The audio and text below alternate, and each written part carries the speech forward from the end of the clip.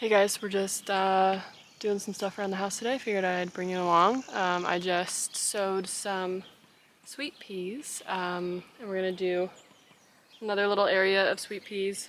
We just have these trellises that you saw. Yeah, we're just gonna be kicking it around the house and doing some planting, not a whole lot. We had to up pot some of our tomatoes. I'm afraid that they're like damping off, so I'll show you an example because I think we have like one or two more that look the same way, but we've potted them into bigger. Okay, so we already potted up like the most egregious ones, but I wanted to give you guys an example of what I'm talking about. I think this is considered damping off. Like, see how it gets like skinnier here and it looks like damaged and it's like harder than like the rest of it and it gets thin.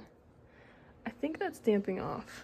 Pots to cover their like injured areas fully, because that's what I read. Maybe you can save them that way. I don't know if it's a for sure thing. And if you have any tips, please comment below what you think about the damping off situation and if you think they are damping off. And you let me know what you think it is and what you do about it. All right, let's keep planting.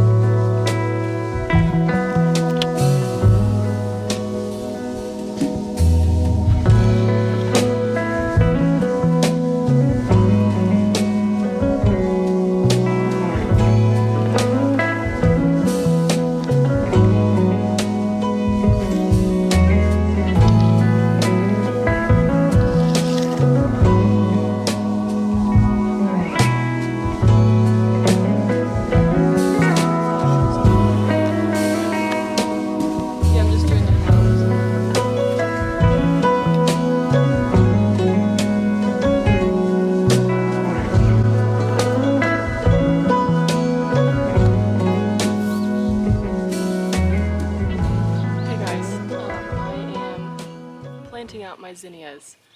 It's like a week earlier than I really wanted to, but we're going on vacation, so I want to get them in the ground. So I already have in here, which I showed you guys, snapdragons. I was actually just watching a video that says you can plant them a lot closer than I did. So I have a couple of snapdragons that I started from seed that I feel like could make it this season. The other ones I think I started later, a little too small, but like these ones I feel like are a good size. So I'm gonna be sprucing this area up, and then the zinnias I'm gonna be doing closer together because I did read that you could. So they're gonna be like basically 2 per square foot. So I'm actually gonna go get a yardstick and I'll be right back. All right, so let's just get these extra snapdragons in here before we do anything else. So let's see.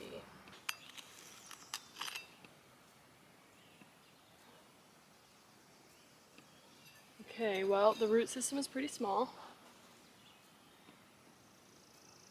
I don't think I broke any off in there. So, I mean, we're just gonna put them in and see how they go. This one I'll do kind of right in the center here. Let's get this one. It's a better root system. Oops. Put here. Alright. And then the last one I want to put in, I've already pinched. It's going well, so see, I already pinched it and it has the 2 branches off the side. So basically we have 7 snapdragons in like 4 square feet. So I have I do have another one.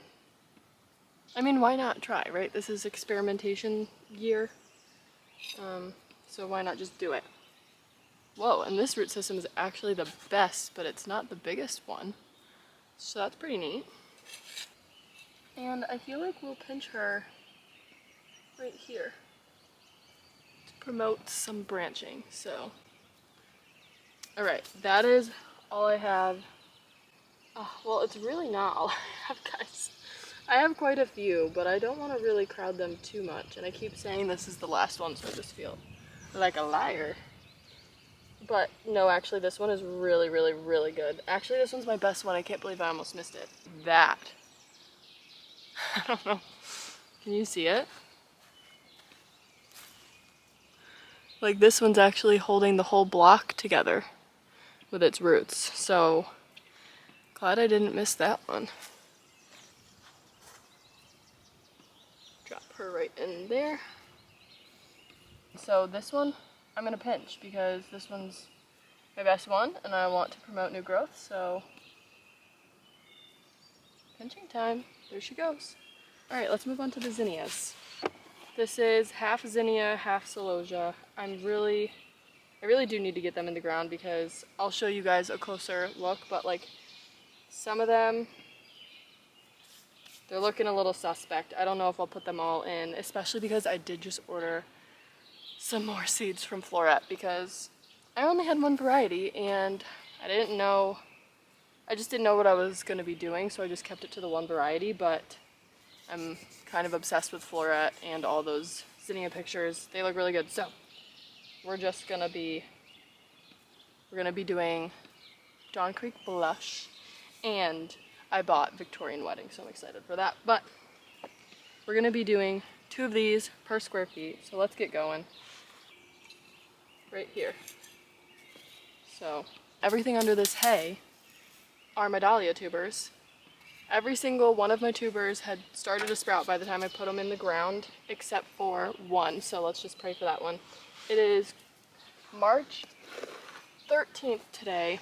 I put them in the ground just 2 days ago, the dahlias. It's been uncharacteristically warm this season, so I felt good about putting them in the ground already, plus giving them the insulation with the hay. So anyway, I mean, they were getting, like, you don't want them to get root bound, so they need to go in the ground.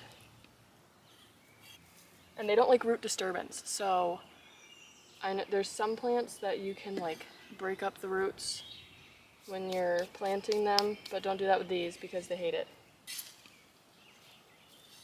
And I think I'll go back in and pinch these after, because I did already pinch some of them, but not all of them.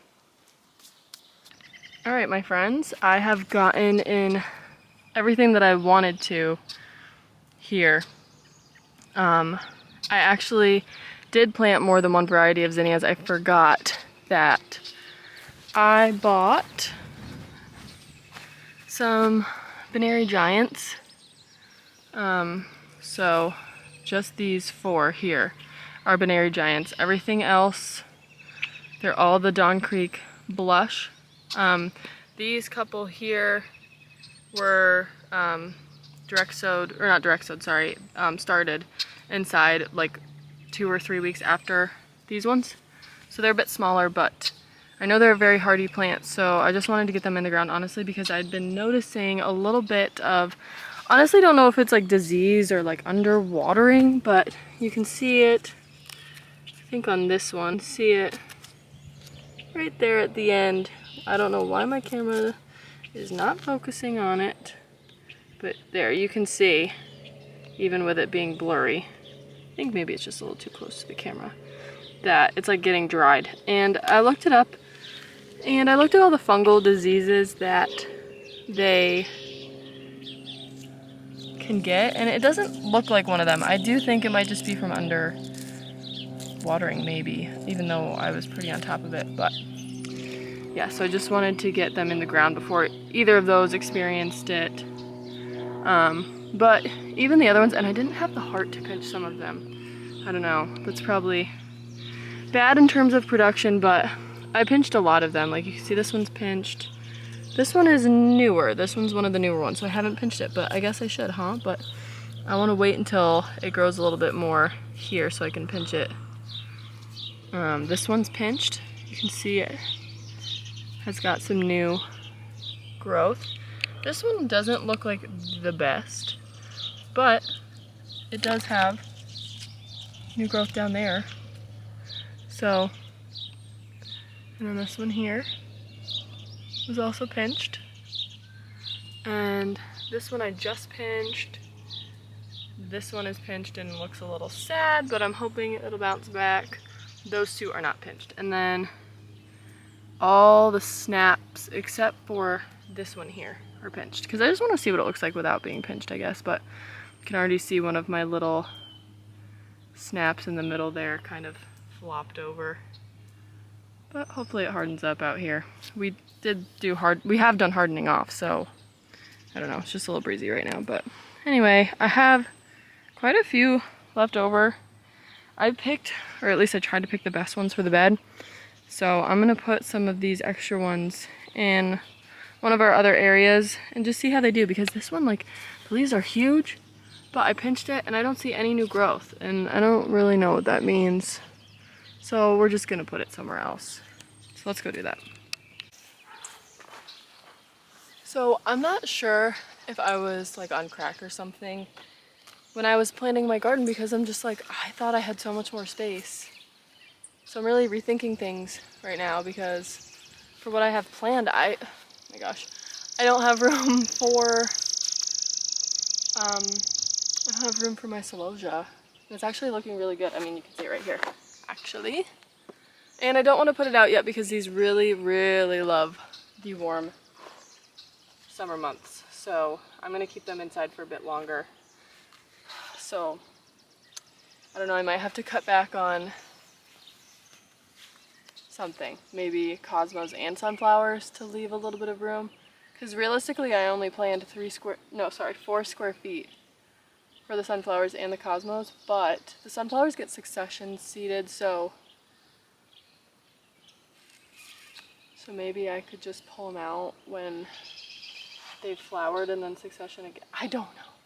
I'll figure it out. Anyway, so let's just get some zinnias in the ground here. We've obviously mulched this area a bit. So here's the dirt. Let's just try. Let's just try.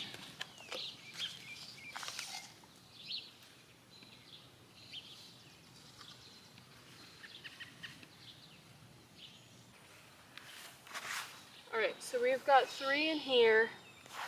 I'm going to do one more. And then the rest of these, sadly, I think will go. I don't know. I started a lot. I started too many, apparently. Is what it is. Let me know what your guys' cut flowers of choice are in the comments if you have a cut flower garden, or, you know, just plant them around your house. Let me know. Let me know what you do. Give me any tips. Here's the last one. I'm glad I didn't germinate all of my floret seeds for this variety, so that means I'll have some for next year. And I'll be saving some seed for this year. So that's it for my flower transplanting for this evening, but I will show you guys a little garden update. I feel like on a weekly basis things are going to be changing, so I don't know if I will do this every week, but things are always changing, and so it's just always new content. So let's just go take a look at things after I put all this away. Alright, we're going to keep this short and sweet. Still empty. We just saw what was happening here. Flowers. Oh, I guess I can touch on this. Just a hanging strawberry plant from Costco.